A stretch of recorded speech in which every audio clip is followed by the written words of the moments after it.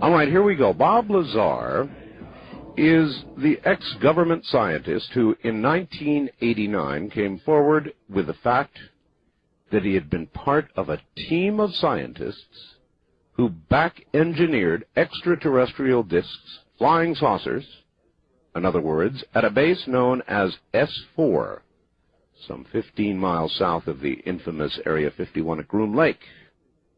Bob's story is the main reason behind the state of Nevada changing the name of Nevada State Highway 375, the highway to Area 51 or S4, to its new name, the Extraterrestrial Highway. Indeed. Bob currently runs a company that manufactures and repairs alpha radiation detectors. He also creates CGI computer-generated graphics and simulations for technical and legal demonstration videos, for which he uses his mainframe supercomputer, which, by the way, is the second fastest computer in the state of Nevada, second only to the one at Nellis Air Force Base. Bob also has a small photo processing lab in his home.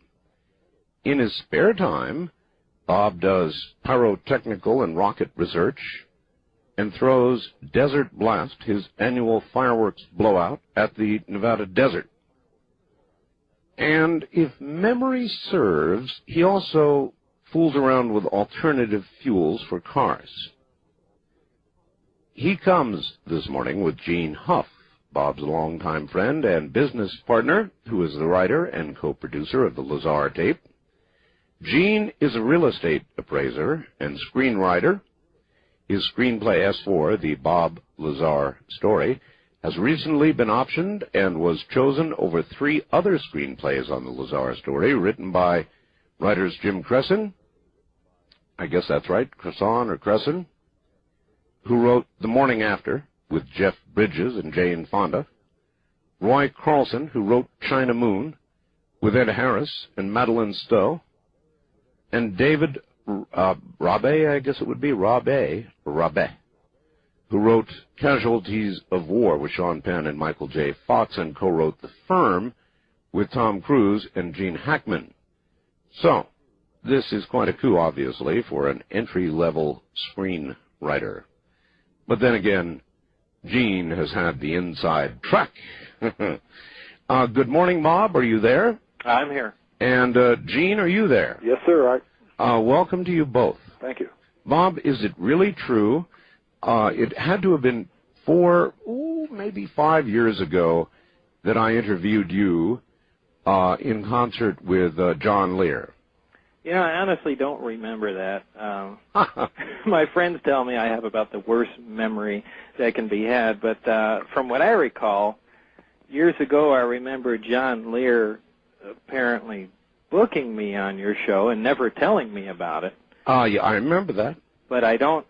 And then I really don't remember ever doing the show. No, there was a time, maybe even a couple of years before that, when we had you on for a short while.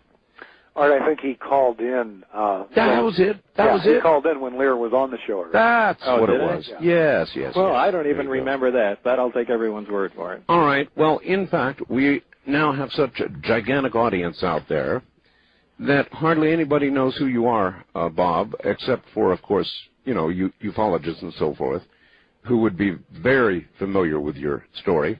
So the great majority of the audience, 99%, have no idea who Bob Lazar is.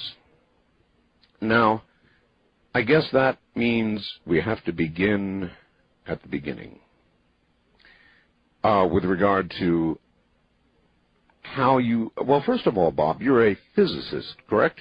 Mm-hmm. Or was at the time. Was at the time, yeah. How did you become involved with, or begin to get involved with, whatever it is out there at Area 51, or is specifically S4? Well, let me try and give you the Reader's Digest version. Some years ago, I was working at Los Alamos National Labs in New Mexico. One particular day, I was going down to the lecture hall to hear Edward Teller speak, who, as most people know, is the father of the hydrogen bomb. Yes. I got down there a little early because I wanted to get in, assuming there was going to be a crowd of people, and actually, to my surprise, there was hardly anyone there. Coincidentally, that day, the local newspaper in town, the Monitor, had printed a front-page article on me. And right outside the lecture hall was Dr. Teller reading the front page of the paper. So I thought it was a perfect opportunity to introduce myself and just say hi. Absolutely.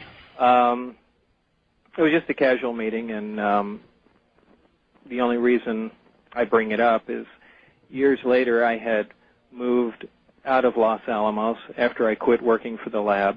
I opened up my own business that did some contract work for the lab, and also started a one-hour photo shop for my wife that she ran there. We later moved out of Los Alamos to Las Vegas, and again, some time later, I decided, I had missed working in the scientific community, so I decided to get back in and send out resumes. I sent them out really all over the place to the places where I'd essentially like to live a more I really don't remember where else, but one of the other resumes I sent was to Dr. Teller's attention, and I had referenced our meeting back then. A short time later, I got a call from him, and he did remember me, to my surprise, and said we might have a position you're interested in. I said, great. I went down and was interviewed. At that time, there were a couple EG&G buildings by McCarran Airport out here. I recall in Las Vegas. Yes. I really don't know what's there now. Someone tells me there's still one building, but there used to be two before they expanded the airport. One was special projects, and I don't know what the other one was. But in either case, I was told to go down there for an interview. The interview was relatively short, and I really don't remember specifically what the job entailed, but they told me I was basically overqualified and would become bored with it in a short time. I said, fine, but they said, we might have something else in the future for you. I said, fine, okay, and basically went back home. Figuring they had blown you off. Right. I really don't remember what the job was, but it didn't really even sound too exciting to me, so it really didn't ring my bell at that point. Do you recall anything about a technician level or something that would have been boring? I really don't. Remember this, when I go through most of this stuff, people are amazed. Boy, how come you can't remember these facts? This is a fantastic point in your life, and yeah, but it's also a decade old now, and it's hard to remember specifics here and there. However, as it turned out, they did call back and had another position. The position was stated to be something that was involving a field propulsion system, which to me, in my mind, sounded something along the lines of some electromagnetic propulsion, something that might be used in space, maybe, I don't know, an ion drive system using mercury vapor or something like that. Or You've always been fascinated by propulsion systems. Anything with, exerts tremendous amount of energy, from, explosives to, high energy weapons, anything along those lines, propulsion. And and coincidentally, the article that Dr. Teller was reading was about a car that I had converted to run on a jet engine. Now, you see, I remembered that. And then you converted another one, I believe, to run on hydrogen, didn't you? Yeah, actually, I'm really surprised that you remember that. I don't remember. Though that is one of the number one things I get asked about. I know. I have a good memory, Bob. For some, I'm for envious some of that. But in either case, I after a more or less lengthy interview, I accepted the job, and of course I had to go back a second time. Can you remember any of the details of this rather lengthy interview? I mean, was a lot of it security-oriented? Well, there was certainly a lot of security-oriented questions and so forth later on. However, keep in mind that I had just come from Los Alamos just a couple of years before. That's true. Where I had Q clearance, civilian, top secret clearance. Mm-hmm. And they really didn't have to go and dig deep back into my past to see if I was, of Russian descent or anything along those lines. So, basically, the job just seemed like a, typical research and development job. I was anxious to get started on it, and things went on. All they told me is that it was in a remote area out in the desert, and that I would fly out there maybe once, possibly twice a week, just to kind of get caught up on stuff, and they had to reinstate my clearance, which would take, perhaps a couple weeks, maybe a month at the latest. Sure. And so in the meantime, I was given essentially busy work to do, or at least that's how it rang in my mind. And this is typical, too, at Los Alamos. If you're initially hired there before your clearance goes through, sometimes, obtaining Q clearance can take up to 13 months. So they don't just have you sit at home. You'll, before you go to work for the lab, sit around and work on alarm systems or something like that. Doesn't,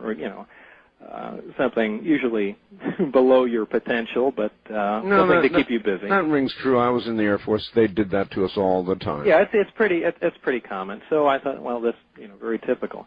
I had no idea what this would actually entail until I got into it, and obviously looking through their eyes, I guess it made sense that they couldn't, of course, divulge what this job would actually entail before they had, gone through all the security and whatnot. But, that's essentially how the job came about. All right. One thing that I would think you would remember is your impressions of Mr. Teller.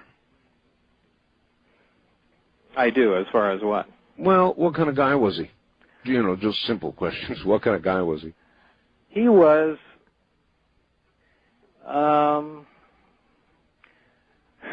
he seems to have two faces, which is strange. In talking to him one-on-one, he's a very polite, pleasant, intelligent man. However, virtually any interview you'll see of this guy, he comes across as the